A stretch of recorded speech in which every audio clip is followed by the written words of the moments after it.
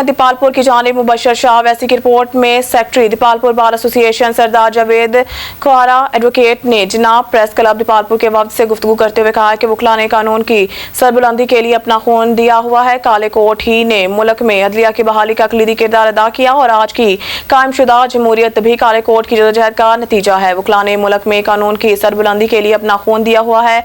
दीपालपुर बार के वकला की मोहब्बतों का कर्जदार हूँ कि वकला की फलाह बहबूद के लिए अपनी पूरी जान लगा दूंगा। माजी गवाह है कि वकला के काज के लिए सबसे पहले झंडे उठाकर बाहर आया हूँ। वकला के मसाइल बिलखसूस जिन नौजवान वकला के मसाइल का हल मेरी अवलीन तरजीहात में शामिल है। वकला की तरक्की और बहबूद के लिए हर मुमकिन इकदाम की कोशिश में रहता हूँ। मैंने कभी भी वकला के मुफाद को पसे पुश्त नहीं रखा। दीपालपुर से अपडेट कर रहे हैं हमारे तहसील रिपोर्टर मुबशर शाह वैसी। जी मुबशर, बताइएगा।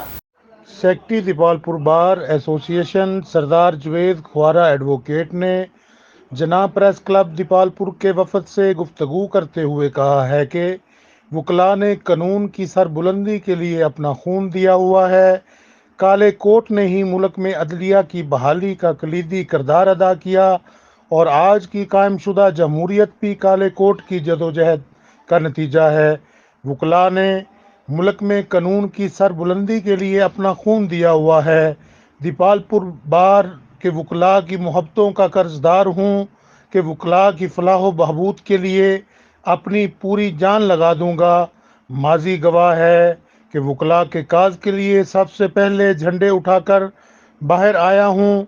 वकला के मसाइल बिलखसूस नौजवान वकला के मसाइल का हल मेरी अव्वलीन तरजीहात में शामिल है। बहुत शुक्रिया अपडेट करने का।